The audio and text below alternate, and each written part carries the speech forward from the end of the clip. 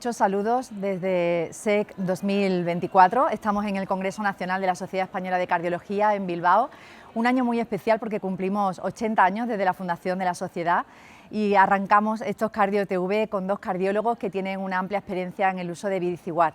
Hablo de Antonio García Quintana y de Mario Galván Ruiz, que son cardiólogos de la Unidad de Insuficiencia Cardíaca del Hospital Dr. Negrín de Gran Canaria. Bienvenidos. Muchas gracias. Y si os parece bien, me gustaría que empezáramos hablando del fármaco en sí. ¿Cuál es su mecanismo de acción y qué pensáis que le aporta a los pacientes con insuficiencia cardíaca? Bueno, pues muy buenos días a todos, encantado de participar. Pues bueno, ViciWatt es el último pilar que se ha sumado a este arsenal terapéutico de pacientes con insuficiencia cardíaca con fe reducida, y su mecanismo de acción fundamentalmente es estimular la guanilato ciclasa produciendo GMP cíclico. Tiene una estimulación directa y por otro lado una estimulación indirecta gracias a aumentando la sensibilización del óxido nítrico a la guanilato ciclasa y produciendo GMP cíclico. GMP cíclico va a ser una importante labor produciendo vasodilatación, disminución de fibrosis cardíaca y disminución de fibrosis renal.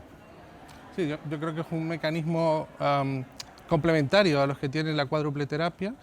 Es verdad que, por ejemplo, sacubitril/valsartán, a través de la guanilato ciclasa particulada que está en la membrana celular, ejerce cierto efecto de aumento de GMP cíclico, pero el mecanismo, como hemos visto, como ha explicado Mario, es totalmente diferente a través de la guanilato ciclasa soluble, ¿no? Perfecto. ¿Y cuándo nos planteamos utilizar este fármaco? Pues bueno, sabemos en el estudio Victoria, que es el estudio pivotal que sustenta la literatura de este fármaco, fundamentalmente se hicieron en tres escenarios de uso. Uno en aquellos pacientes que tenían ingresos en los últimos 3 meses por insuficiencia cardíaca después del empeoramiento de la insuficiencia cardíaca, otros entre 3 y 6 meses y otros que hace referencia a las descompensaciones ambulatorias, el uso de diuréticos IV en los últimos 3 meses. Esos son los 3 escenarios que se usaron en el estudio Victoria.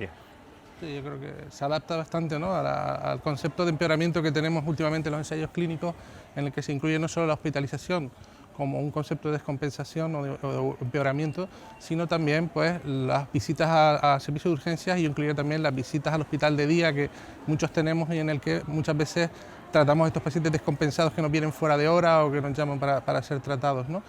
O estos pacientes que en la consulta misma ves que necesitas intensificar tratamiento diurético, por ejemplo, también entrarían de ese concepto extendido, yo creo, de empeoramiento, que no es solo el paciente que te ingresa en el hospital, ¿no? Sí, sí, y mucho más actual además cómo funcionamos con las unidades de día hoy y qué entendemos, ¿no?, con la descompensación. Sí. Esos son los estudios que más fuerza le han dado al fármaco y que lo han incorporado a nuestro día a día, pero ¿qué datos tenemos en vida real? ¿Qué podemos decir hoy en día? Pues bueno, nosotros en nuestro hospital hemos llevado a cabo un registro, el registro Verita, que es un estudio prospectivo, unicéntrico, donde incorporamos todos los pacientes que tenían ViciWatt durante un año e incorporamos 103 pacientes, donde vimos la eficacia que tenía el fármaco.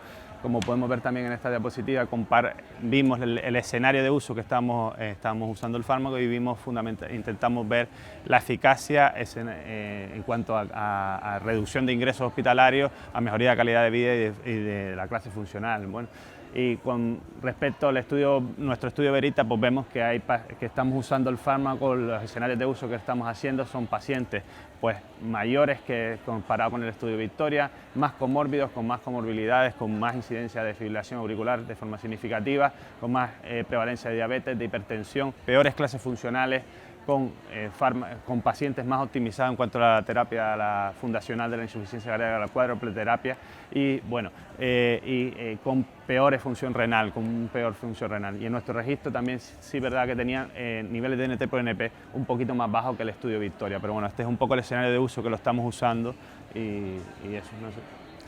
Sí, hombre, yo por recalcaría sobre todo que nuestra cohorte es más contemporánea, obviamente porque se ha hecho después del estudio Victoria, y la optimización del tratamiento de la insuficiencia cardíaca, sobre todo la cuádruple terapia, es mucho más intensa.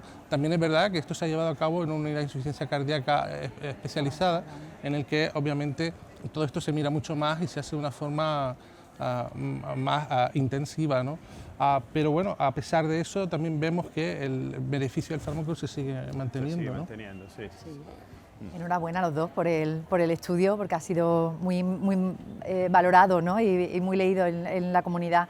Y en vista de estos datos, que realmente nos aporta mucha fuerza porque es en vida real y en la situación real que tenemos todos en las unidades de insuficiencia cardíaca, ¿pensáis que es necesario esperar a tener la cuádruple terapia a dosis altas y esperar a que el paciente esté ya en una unidad de insuficiencia cardíaca, o podría tener algún papel de forma más precoz en su uso este fármaco?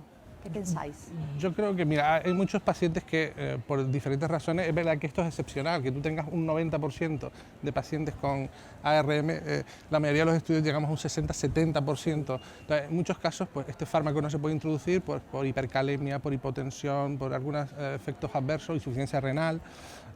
No es necesario obviamente tenerlo, y ahí se puede introducir Vericiguat sin ningún problema. No hay que esperar a tener los 4 fármacos, por supuesto. En algunos casos, pues la titulación de la medicación o la cuádruple no se puede alcanzar por alguna razón, y una de las cosas que vemos con Vericiguat es que suele ser bien tolerado en pacientes con cuádruple terapia, que eso en el Victoria no se pudo observar del todo, porque por ejemplo ISGLT2 había muy poquitos, y aquí nosotros pues lo tenemos a casi todos con ISGLT2, ¿no? Entonces vemos que el fármaco se tolera bien en presencia de cuádruple terapia, esto es muy importante, pero no es necesario. Si tú tienes una titulación al 50% de la dosis objetivo y el paciente descompensa, yo creo que lo mejor es añadir un nuevo fármaco para mejorar el control. Además, añadiría que estamos actuando en una vida complementaria diferente a la cuádruple terapia, y yo creo que es un momento donde el paciente está en un periodo vulnerable, donde ha tenido una descompensación, y debemos optimizar el tratamiento con todas las herramientas que tenemos, incluido Vericiguat, que yo creo que aquí es donde está ahora mismo la mayor evidencia, y podemos actuar reduciendo los ingresos, como pudimos ver en el estudio Verita y en el estudio Victoria. De hecho, en el Victoria se alcanza la dosis máxima de Vericiguat, como sabemos, es 2,5, 5 y 10 miligramos, ¿no? Ese es el orden de titulación. La dosis máxima se alcanzó en el 90% de los pacientes del Victoria. Nosotros llegamos al 75%, pero tener en cuenta que la medicación que hay debajo es muchísimo más intensa que la que tenía el Victoria, ¿no? Y a pesar de eso, los efectos adversos no aumentaron. Sí, fueron pocos. Tuvimos 9 pacientes que tuvieron hipotensión, fundamentalmente 6 hipotensión sintomática, que tuvieron que suspender el fármaco, pero la tasa de tolerabilidad es muy buena. De hecho, en un primer momento nosotros nos apoyamos mucho, los pacientes venían al hospital de día, lo íbamos titulando cada 2 semanas. Después, la buena tolerancia del mismo nos ha hecho que incluso por llamadas telefónicas con enfermería, donde preguntamos al paciente cómo la estabilidad hemodinámica del paciente, cómo la tolerabilidad es muy buena, pues incluso podemos titularlo de forma remota, por medio de telemática. Sí, porque a veces, como es una titulación cada 2 semanas, las 2 primeras dosis las prescribíamos directamente, ¿no? Y la comprobación del salto de dosis de 2,5 a 5 era telefónica. Luego ya la de 10 la titulábamos en consulta, que era al mes, ¿no? Hacíamos la última titulación. O sea que una titulación relativamente sencilla y que no debe echarnos para atrás a la hora de utilizar el fármaco. Muy bien. Muy sencilla. Muy bien. Y no afecta en cuanto a efectos de caída de hipotensión, que es lo que más miedo nos puede causar comparado con otros grupos farmacológicos, pues no da problemas, tampoco altera el medio interno, no produce hiperpotasemia. Perfecto. Y algo muy importante para nuestros pacientes con insuficiencia cardíaca, la calidad de vida. ¿Qué nos podéis decir en vuestra experiencia sobre cómo mejora o se mantiene? Pues bueno, en nuestro registro Verita, pues un poco evaluamos la calidad de vida de nuestros pacientes, evaluamos la clase funcional de los pacientes, vemos cómo en un primer momento, como podemos ver en la diapositiva, se produce una mejoría rápida de la clase funcional, y esta mejoría es mantenida, por lo tanto sustenta de que esto no es un efecto placebo, sino un efecto que es intrínseco a este grupo farmacológico. Y después, por otro lado, evaluamos los cuestionarios de calidad de vida, tanto el Kansas City, el Euroqual y la escala visual analógica, donde vemos una mejoría en estos cuestionarios, tanto comparados con el ingreso de forma significativa. Por lo tanto, un aspecto muy importante, que es la calidad de vida, también vemos que mejora en nuestros pacientes, aparte de reducir los ingresos por insuficiencia cardíaca. Sí, bueno, en el Kansas City parece que no es significativa, pero mejoras en el Kansas City de 3-5 puntos ya se consideran relevantes en cuanto a calidad de vida, ¿no? Yo creo que gran parte de los pacientes que estaban en clase 2, 3 pasaron la mayoría a clase 2, disminuyendo significativamente mucho la clase funcional 3, ¿no? Es un efecto que claramente... Y luego, yo sí, en la práctica, yo creo que hay bastante heterogeneidad, eso sí es verdad, en la respuesta. Hay pacientes con que eso lo vemos en muchas terapias, ¿no? Como una especie de hiperrespondedor, ¿no? Sí. Que en cuanto a calidad de vida y otros que tienen, o sea, la respuesta es bastante heterogénea, ¿no? La verdad que todavía nos gustaría profundizar cuando terminemos el seguimiento de estos pacientes, que todavía lo terminamos a final de año, caracterizar estos hiperrespondedores, a ver si podemos identificar si existe un perfil de paciente con una respuesta clínica excesivamente buena, ¿no? O favorable con respecto a otros, ¿no? Pero bueno, en otras terapias también vemos que la respuesta suele ser heterogénea, ¿no? Pues esperamos vuestros resultados con, con inquietud, muy bien. Antonio, Mario, mensajes para llevar a casa que le daríais a nuestros oyentes o visionarios del vídeo. ¿Algún mensaje que destaquéis?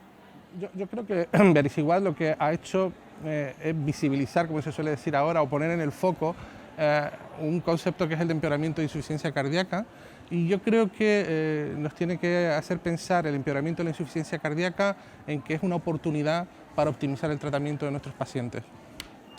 Yo añadiría, aparte de lo dicho por Antonio García, no debemos esperar hasta fases muy avanzadas de la enfermedad, donde ya no tenemos ya herramientas, el paciente está muy malo para emplear el Vericiguat, sino tras un evento de empeoramiento, pues tal como vimos en el estudio Victoria, el estudio Verita, pues debemos introducir todas las herramientas que tenemos para reducir los ingresos, mejorar la calidad de vida de nuestros pacientes y mejorar su clase funcional. Muy bien, creo que ha quedado muy claro. Pues muchísimas gracias a los dos. Ha sido muy agradable y creo que ha sido muy completo el repaso que hemos hecho del fármaco, un fármaco tan actual como Vericiguat. Y bueno, os agradecemos mucho la atención a todos los que nos estáis siguiendo.